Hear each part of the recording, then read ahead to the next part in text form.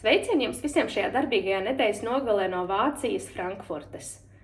Mani sauc Mārīte Kļaviņa, un nu jau 3. gadu pildu Pasaules Brīvo Latviešu apvienības priekšsēža vietnieces pienākumus.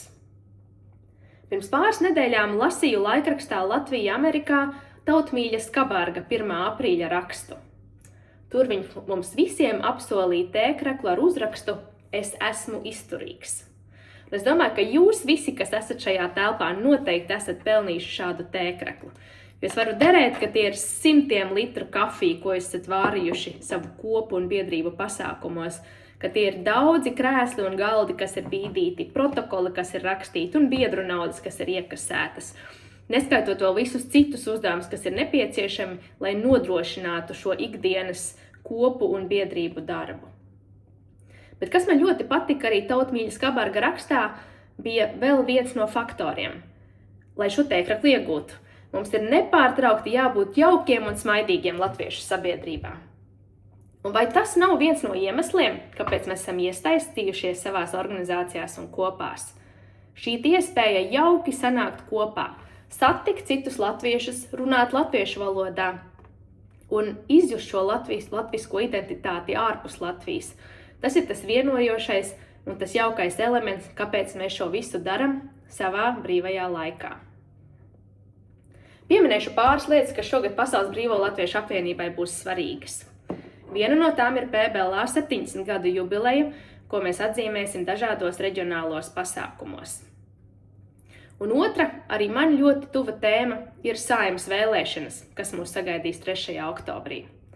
Cepuri nost Kanādas latviešu priekšā, jo jūs jau šobrīd esat dubultojuši klātienes iecirkņu skaitu no 3 iecirkņiem iepriekšējās Saeimas vēlēšanās un 6 plānotie iecirkņi šogad.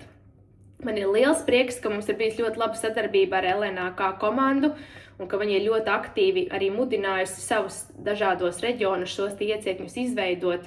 Un zinot, cik aktīva LNAK komanda ir, es nešaubos, ka viņiem izdosies arī aktivizēt vēlētājus un šos 6 iecirkņus arī piepildīt ar bagātīgu vēlētāju skaitu. Tā kā piņķerīga un birokrātiska tēma, bet to es minu vienmēr. Latvija ir vienīgā valsts pasaulē, kur diaspora drīkst veidot savus iecirkņus, tāpēc cienīsim, ka Latvija mums šādu godu ir devusi un pildīsim šos pienākumus atbildīgi.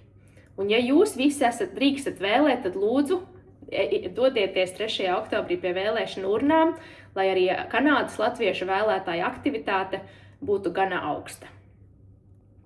Dzirdēju, ka jūs esat izstrādājuši jaunus statūtus.